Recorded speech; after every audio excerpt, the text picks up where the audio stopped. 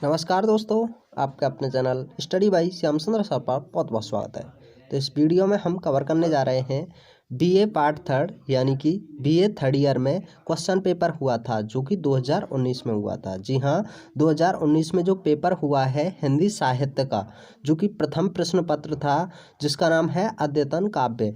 इसको हम पूरे पेपर को जानने वाले हैं कि 2019 में कौन कौन से क्वेश्चंस आए थे। तो चलिए देखते हैं कि कौन कौन से क्वेश्चंस आए थे। इसी आधार पर इस वर्ष भी पेपर होगा। तो आप यहाँ से एक अनुमान लगा सकते हैं कि आपका पेपर किस तरह का आने वाला है। तो देखते हैं इसके नोट को। नोट में क्या लिखा हुआ है। खंड आ से किन्हीं 5 प्रश्नों के उत्तर देने पड़ेंगे, यानी कि खंड आ से आपको 5 प्रश्न करने हैं। खंड बा से किन्हीं 3 प्रश्नों के, यानी कि खंड बा से आपको 3 प्रश्न करने पड़ेंगे। एवं खंड सा से किन्हीं 2 प्रश्नों के उत्तर दीजिए। तो यहाँ पे खंड सा से आपको प्रश्न 2 को उत्तर देना है। तो चलिए खंड आ के अंतर्गत कौन कौन से क्वेश्चंस पूछे गए हैं। खंड आ में अतलगोत्तरीय प्रश्नों को पूछा जाता है। खंड आ में पहला क्वेश्चन है नागार्जुन का वास्तविक नाम क्या था। तो सबसे पहला क्वेश्चन इसमें पूछा गया था नागार्जुन का वास्तविक नाम क्या था। क्वेश्चन नंबर 2 में पूछा गया था ब्रह्म राक्षस शीर्षक कविता की रचनाकार का नाम लिखिए। क्वेश्चन नंबर 3 में पूछा गया था अज्ञे द्वारा संपादित दूसरा सप्तक कब प्रकाशित हुआ। जबकि क्वेश्चन नंबर 4 में पूछा गया था कतकी पूनो कविता के रचनाकार कौन है। क्वेश्चन नंबर 5 में पूछा गया था अंधायुग के रचनाकार का नाम लिखिए। अंधायुग के रचनाकार का नाम लिखिए। क्वेश्चन नंबर 6 में पूछा गया था प्रयोगवाद की 2 काव्य प्रवृत्तियों का उल्लेख कीजिए। क्वेश्चन नंबर 6 है प्रयोगवाद की 2 काव्य प्रवृत्तियों का उल्लेख कीजिए। क्वेश्चन नंबर 7 में दिया हुआ था भवानी प्रसाद मिश्र की 2 काव्य कृतियों के नाम लिखिए। क्वेश्चन नंबर 8 में दिया हुआ था मेरा संकल्प कविता के लेखक कौन है। मेरा संकल्प कविता के लेखक कौन है। तो यहाँ पे आपका अतलगोत्तरीय प्रश्न यहीं पे समाप्त होते हैं। और इसी के अंतर्गत आपको यहाँ से इनमें से 5 क्वेश्चंस को करना था। आपके नहीं भी 5 क्वेश्चंस को चूज कर सकते थे और उनके उत्तर दे सकते थे। तो चलो नेक्स्ट खंड पे चलते हैं। खंड नंबर बी में है। खंड बा में दिया हुआ है लघुत्तरीय प्रश्नों को। लघुत्तरीय प्रश्नों में देखते हैं कौन कौन से क्वेश्चंस आए थे।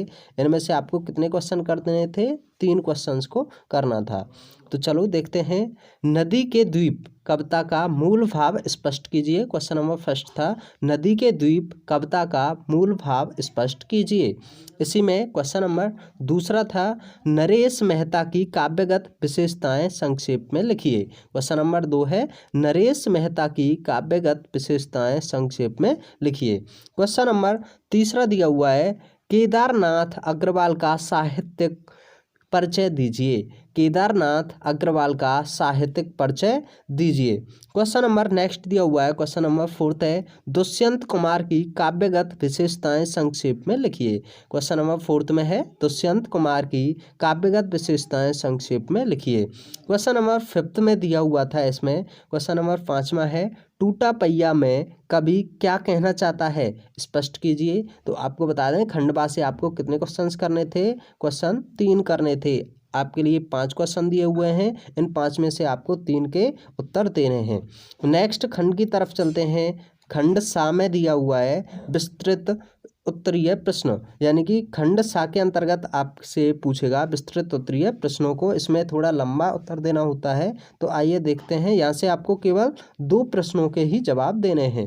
क्वेश्चन नंबर फर्स्ट में दिया हुआ है नागार्जुन के काव्य की विशेषताओं पर प्रकाश डालिए। क्वेश्चन नंबर फर्स्ट में है नागार्जुन के काव्य की विशेषताओं पर प्रकाश डालिए। जबकि क्वेश्चन नंबर 2 में दिया हुआ है संवेदना और शिल्प की दृष्टि से अज्ञे के काव्य की समीक्षा कीजिए। क्वेश्चन नंबर 2 में है संवेदना और शिल्प की दृष्टि से अज्ञे के काव्य की समीक्षा कीजिए। क्वेश्चन नंबर 3 की तरफ चलते हैं। क्वेश्चन नंबर 3 दिया हुआ है मुक्तिबोध के काव्य की विशेषताओं का उद्घाटन कीजिए। क्वेश्चन नंबर 3 में है मुक्तिबोध के काव्य की विशेषताओं का उद्घाटन कीजिए। क्वेश्चन नंबर 4 में दिया हुआ है। क्वेश्चन नंबर 4 में दिया है भवानी प्रसाद मिश्र की कविताओं में भावों की सहजता, संघर्ष और चेतना की को देखने को मिलता है। इस कथन की विवेचना कीजिए। आइए जानते हैं क्वेश्चन नंबर 4 के बारे में। क्वेश्चन नंबर 4 में दिया हुआ है, भवानी प्रसाद मिश्र की कविताओं में भावों की सहजता, संघर्ष और चेतना का प्रसार देखने को मिलता है। इस कथन की विवेचना कीजिए। तो थोड़ा लंबा आपको आंसर लिखना था क्योंकि विस्तृत उत्तरीय प्रश्न था। तो यहाँ से खंड 7 से आपको केवल और केवल 2 प्रश्नों के जवाब देने थे, जबकि आपको क्वेश्चन 4 दिए हुए हैं। तो ये आपका यहीं पर पेपर समाप्त होता है, जो कि किससे संबंधित था? हिंदी साहित्य। क्वेश्चन प्रथम प्रश्न था जिसमें अद्यतन काव्य का पेपर होता है। तो चलो ये आपका यहीं पर समाप्त होता है। यदि आप अन्य पेपर्स भी देखना चाहते हैं, इसका सेकंड पेपर देखना चाहते हैं, तो आप हमारे चैनल की प्लेलिस्ट में जाकर सभी तरह के पेपर देख सकते हैं। और आप अपनी पूरी तैयारी भी करना चाहते हैं तो आप हमारे चैनल की प्लेलिस्ट में जाकर सभी विषय की तैयारी कर सकते हैं, जिसमें आपको अति लघुत्तरीय प्रश्न, लघुत्तरीय प्रश्न, आपके सभी तरह के प्रश्नों को कवर कराया गया है। तो यहीं पर यह वीडियो समाप्त होता है। Thanks for watching. जय हिंद, जय भारत।